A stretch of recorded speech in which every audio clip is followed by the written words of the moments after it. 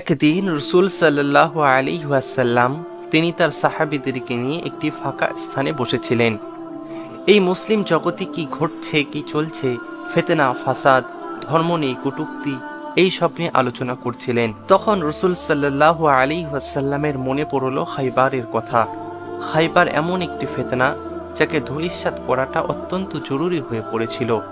খাইবার হলো এমন একটি দুর্গ যেখানে ইহুদিরা বসে ইসলামের বিরুদ্ধে ষড়যন্ত্র করত।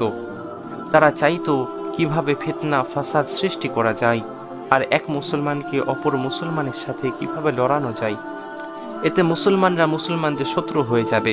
তখন রসুল সাল্লাল্লাহু আলাইহি ওয়াসাল্লাম তার সাহাবীদেরকে বললেন, খাইবারকে জয় করতে হবে, তারা ইসলামের শত্রু হয়ে দাঁড়িয়েছে। তখন সাহাবীরা বললেন, ইয়া রাসূলুল্লাহ, আপনি যদি আমাদের জানকেও চান তবুও আমরা তা উৎসর্গ করতে দ্বিধাবোধ করব না, আপনি শুধু হুকুম দিন।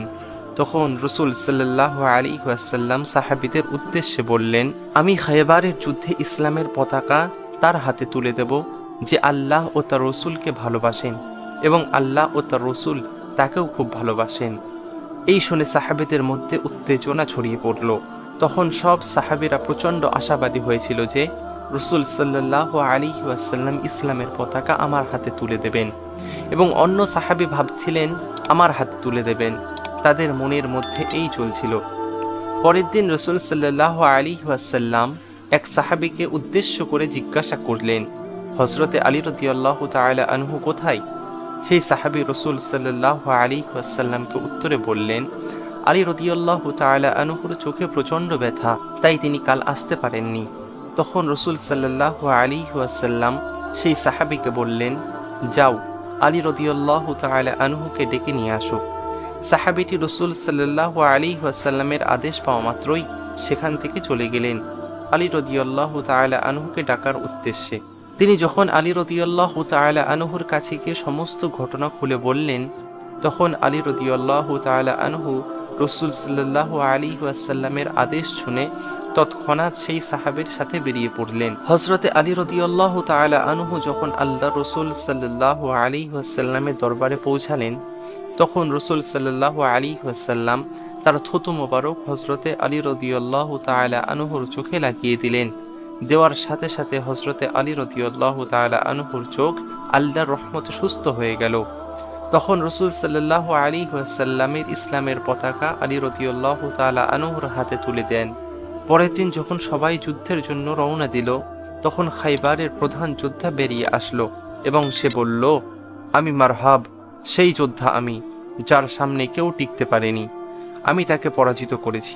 তখন আলী রাদিয়াল্লাহু তাআলা আনহু সেই প্রধান নেতা যোদ্ধার উদ্দেশ্যে বললেন, আমি হায়দার, অর্থাৎ সিংহ, আমার মা আমাকে হায়দার বলে ডাকতেন। এরপর তারা সংঘর্ষে লিপ্ত হলে মারহাবের তলোয়ার ও শক্তির জবাবে আলী রাদিয়াল্লাহু তাআলা আনহু তার অসাধারণ শক্তি ও দক্ষতার পরিচয় দিলেন। এরপর আলী রাদিয়াল্লাহু তাআলা আনহু মারহাবকে পরাজিত ও নিহত করলেন। সাহাবীরা যুদ্ধে জেতার পর যখন তারা দুর্গের মধ্যে প্রবেশ করতে যায়, তখন তারা দেখেন যে সেই দরজা প্রচণ্ড ভারী ও শক্ত। এর ফলে তারা দুর্গের মধ্যে প্রবেশ করার জন্য বাধাপ্রাপ্ত হয়। তখন তাদের মধ্য থেকে এক সাহাবী হযরতে আলী রাদিয়াল্লাহু তাআলা আনহুর কাছে এসে সমস্ত ঘটনা খুলে বললেন। তখন হযরতে আলী রাদিয়াল্লাহু তাআলা আনহু সেই দুর্গের দিকে রওনা দিলেন এবং সব সাহাবী তাকে দরজা খোলার জন্য কোনো যন্ত্রের সাহায্যের প্রস্তাব দেন। তখন আলী রাদিয়াল্লাহু তাআলা আনহু আল্লাহর ওপর ভরসা রেখে তিনি সেই দরজার দিকে হাত বাড়ালেন এবং খোলার চেষ্টা করলেন। আর তখনই এক অলৌকিক ঘটনা ঘটল। যে দরজা সব সাহাবীরা মিলে খুলতে পারছিলেন না, সেই বিশাল দরজা আলী রাদিয়াল্লাহু তাআলা আনহু এক হাত দিয়ে উপড়ে ফেললেন। এটা দেখে সাহাবীরা মনে মনে ভাবলেন, এই জন্যই আল্লাহ রসুল সাল্লাল্লাহু আলাইহি ওয়াসাল্লাম হযরতে আলী রাদিয়াল্লাহু তাআলা আনহুর হাতে ইসলামের পতাকা তুলে দিয়েছিলেন। এরপর সব সাহাবীরা সেই দুর্গের মধ্যে প্রবেশ করল এবং ইসলামের কালিমার পতাকা উত্তোলন করল। এই যুদ্ধের ফলে ইসলামের শক্তি আরও বৃদ্ধি ঘটে। সুবহানাল্লাহ। অনুরূপভাবে আরেকদিনের ঘটনা, একদিন একটি ইহুদি বাজারে বর্ম বিক্রি করতে এলো। তখন সেই বাজারে আলী রাদিয়াল্লাহু তাআলা আনহু এলেন। তিনি ছিলেন তখনকার খলিফা, রাষ্ট্রনায়ক। তখন আলী রাদিয়াল্লাহু তাআলা আনহু সেই বর্মটি দেখে চিনতে পারলেন।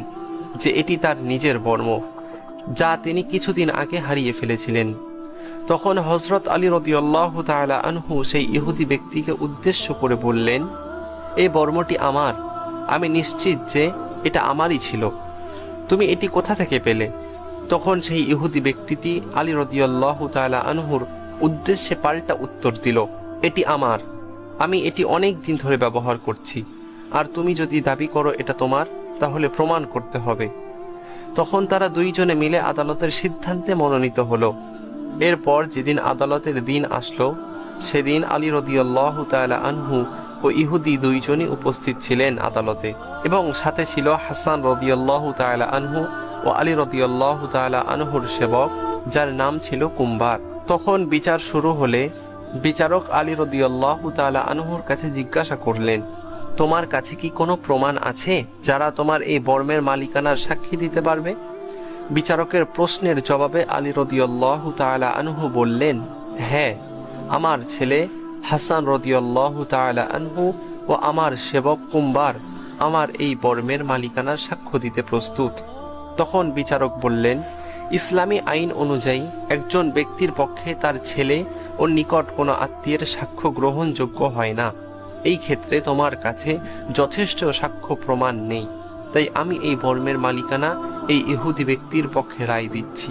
এই বিচার শুনে বিচারকের রায়ে হযরতে আলী রাদিয়াল্লাহু তাআলা আনহু কোনো আপত্তি জানালেন না। তিনি বিচারকের এই রায় মেনে নিলেন এবং চুপচাপ আদালত ছেড়ে চলে যেতে প্রস্তুত হলেন। তখন ইহুদি ব্যক্তিটি এই ঘটনায় হতবাক হয়ে গেল। তখন ইহুদি ব্যক্তি বলল, তুমি একজন খলিফা, একজন রাষ্ট্রনায়ক, অথচ আমার মতো একজন সাধারণ ইহুদির পক্ষে রায় দিয়েছ। তুমি সহজেই তোমার ক্ষমতা ব্যবহার করে আমাকে দমন করতে পারতে, কিন্তু তুমি তা করোনি, এটা কিভাবে সম্ভব? তখন আলী রাদিয়াল্লাহু তাআলা আনহু সেই ইহুদির প্রতি উত্তরে বললেন, এটাই হলো ইসলাম। ন্যায় বিচারের শাসক ও প্রজাদের মধ্যে কোনো পার্থক্য নেই। ইসলামী আইন সবার জন্য সমান। হযরতে আলী রাদিয়াল্লাহু তাআলা আনহুর ন্যায় পরায়ণতা দেখে ইহুদি বললেন, এই ধরনের ন্যায় পরায়ণতা আমি আমার জীবনে কখনো দেখিনি। তোমার এই আচরণ প্রমাণ করে যে ইসলাম সত্য ধর্ম। এরপরে সেই ইহুদি কলেমা পড়ে মুসলমান হয়ে যায়। তারপর ইহুদি ব্যক্তি নিজেই স্বীকার করলেন যে আসলেই বর্মটি আলী রাদিয়াল্লাহু তাআলা আনহুরই ছিল। তিনি সেই বর্মটি ফিরিয়ে দিতে চাইলেন। তখন আলী রাদিয়াল্লাহু তাআলা আনহু সেই ইহুদি ব্যক্তিকে উদ্দেশ্য করে বললেন, তুমি নতুন ইসলাম ধর্ম গ্রহণ করেছ, তাই আমি তোমাকে এই বর্মটি উপহার হিসাবে দিলাম। সুবহানাল্লাহ। এক রাতে একটি নিস্তব্ধ রাস্তায় এক ব্যক্তি হাঁটছিলেন। তিনি আর কেউ নন, হযরতে আবু বকর রাদিয়াল্লাহু তাআলা আনহু। তিনি ছিলেন ইসলামী সাম্রাজ্যের প্রথম খলিফা। তিনি চুপি চুপি একটি বৃদ্ধা অসুস্থ মহিলার ঘরে ঢুকলেন। সেই মহিলাটি বিছানা থেকে উঠতেও পারতেন না। তিনি সেই বৃদ্ধার সমস্ত প্রয়োজনীয় কাজ করতেন এবং তিনি নিজের পরিচয় গোপন রেখে চলে যেতেন। তখন বৃদ্ধা মহিলাটি বললেন, আমি জানি না কে আমার ঘরে আসে এবং প্রত্যেক দিন আমার সমস্ত কাজ সে করে দিয়ে যায় এবং সে তার পরিচয়ও গোপন রাখে। সে যেই হোক না কেন, আল্লাহ তাআলা তাকে এর উত্তম প্রতিদান দান করবেন। এরপর এইভাবেই দিন কাটতে থাকে এবং আবু বকর রাদিয়াল্লাহু তাআলা আনহু তার আমল করতে থাকেন। এরপর হযরত ওমর রাদিয়াল্লাহু তাআলা আনহু সিংহাসনে বসেন। তিনি এই পুরো বিশ্বের আলামের রাজা ছিলেন। যখন তিনি সে বৃদ্ধার কথা জানতে পারলেন, তখন তিনি রাস্তা দিয়ে হাঁটতে হাঁটতে সে বৃদ্ধার ঘরে চলে গেলেন এবং ওমর রাদিয়াল্লাহু তাআলা আনহু সে বৃদ্ধাকে জিজ্ঞাসা করলেন, মা, আমি ওমর, আপনার এই কাজগুলো কে করত? খলিফা কি নিজে এই কাজ করতেন? তখন বৃদ্ধাটি হযরতে ওমর রাদিয়াল্লাহু তাআলা আনহুকে উদ্দেশ্য করে বললেন, হ্যাঁ, একজন দয়ালু মানুষ প্রত্যেক দিন আসতেন। তিনি খুব বিনয়ী ছিলেন। আমি তার নাম জানি না, কিন্তু আমার সব কাজ, নিত্য প্রয়োজনীয় কাজ কর্ম তিনি সব করে দিতেন, কিন্তু তার পরিচয় কখনো আমাকে দেননি। তিনি তার পরিচয় গোপন রেখে সমস্ত কাজ কর্ম করে তিনি আমার এখান থেকে বিদায় নিতেন। হযরতে ওমর রাদিয়াল্লাহু তাআলা আনহু বৃদ্ধার কথা শুনে বুঝতে পারলেন ওটি আর কেউ ছিল না, বরং আল্লাহর নবীর বন্ধু হযরতে আবু বকর রাদিয়াল্লাহু তাআলা আনহু ছিলেন। তিনি তখন কেঁদে ফেললেন। হযরতে ওমর রাদিয়াল্লাহু তাআলা আনহু আবেগপূর্ণ হয়ে বললেন, আবু বকর, তুমি আমাদের জন্য যে উদাহরণ তৈরি করে গেছো তা পূরণ করা কখনো সম্ভব নয়। আমি তোমার কাছে হেরে গেলাম। সুবহানাল্লাহ।